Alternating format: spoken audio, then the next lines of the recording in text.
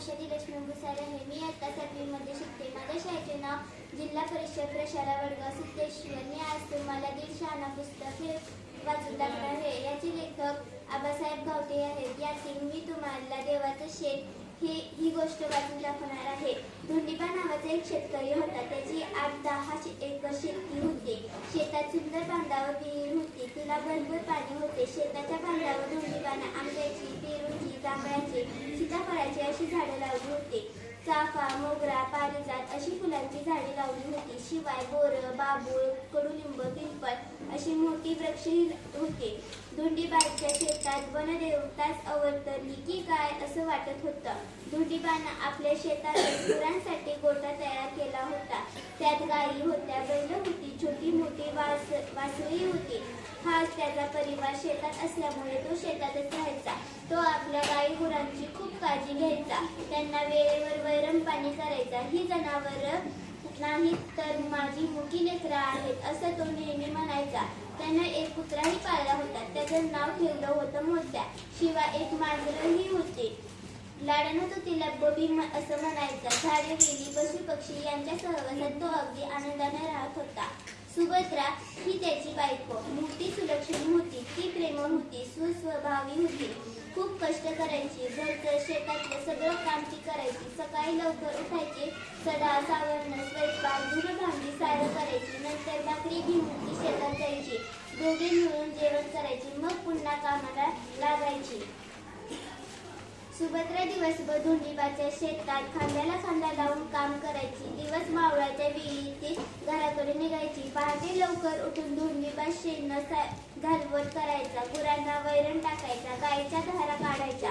कुत्र्याला, मांजराला ताजं दूध द्यायचा. सगळ्या शेतात फिरून यायचा. दूध घेऊन गावाकडे यायचा. अंघोळ करून देवपूजा करायचा. थोडं दूध घ्यायचा. घरची काही छोटी मोठी कामं बघायचा आणि शेताकडे परत फिरायचा. धोंडीबाला निसर्ग खूप आवडायचा. तो नेहमी म्हणायचा, खरा देव तर निसर्गच आहे. झाडे, वेली, फुले, फळे, प्राणी, पक्षी याच्यातच तो राहतो. त्याचीच सेवा करायला हवी. तोच आपल्याला अन्न देतो, पाणी देतो, स्वच्छ मोकळी हवा देतो. खऱ्या अर्थाने तोच आपल्याला जगवतो. त्यामुळे निसर्ग सेवा हीच खरी ईश्वराची सेवा आहे असे त्याला वाटे. विहिरीच्या बाजूला मोकळी जागा होती. तिथं गुलाब, मोगरा, शेवंती, चाफा अशी फुलझाडं त्याने लावली. तसेच गोठ्याच्या बाजूला आंबा, नारळ, चिक्कू, मोसंबी, पेरू अशी फळझाडेही लावली. तिथं पडीक जमीन होती. त्यात शेवगा, हातगा, सीताफळ, रामफळ, बोर अशी कमी पाण्यावर येणारी झाडं त्याने लावली. त्याचबरोबर अळूचा, शेतावरी, अश्वगंधा अशा औषधी वनस्पतीचीही लावल्या. शेतातली कामं करत करत सकाळ संध्याकाळ या झाडांची तो देखभालही करायचा. त्याची पत्नी सुभद्रा ही त्याला या कामात मदत करायची. दोघे पती पत्नींना झाडाविषयी अपार प्रेम होतं. आपल्या मुलाप्रमाणे ते या झाडांना काळजी घेत असत. विहिरीला पाणी भरपूर होतं. त्यामुळे धोंडीबाई या झाडांना कधी पाणी कमी पडू देत नव्हता. त्यानं पाट तयार करून त्यांच्या भोवती ही झाडं लावली होती. पाटाला पाणी सोडलं की सगळी झाडं आपोआपच भिजून निघायची. गोठ्यातील जनावरांचं शेणखत पडायचं. त्याचाच वापर तो या झाडासाठी करायचा. हळूहळू झाडं मोठी होऊ लागली. तो धोंडीबाचा मळा फुलाफळांनी बहरून आला. झाडं म्हटली की पाखरं आली. पोपट, कावळा, चिमणी, कोल्हा, साळुंकी, भारद्वाज असे पक्षी येऊ लागले. झाडावर बसू लागले. आरडाओरडा, दंगामस्ती करू लागले. धोंडीबाने शेतातली ज्वारीची कणसं राखून ठेवली होती.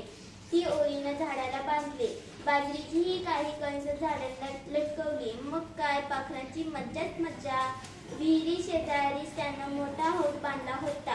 जनावरांना, पाखरांना पाणी पिण्यासाठी तो सतत भरलेला असायचा. त्यामुळे सगळ्यांना पोटभर पाणी प्यायला मिळायचं. फुलझाडांना सुंदर सुंदर फुले येऊ लागली.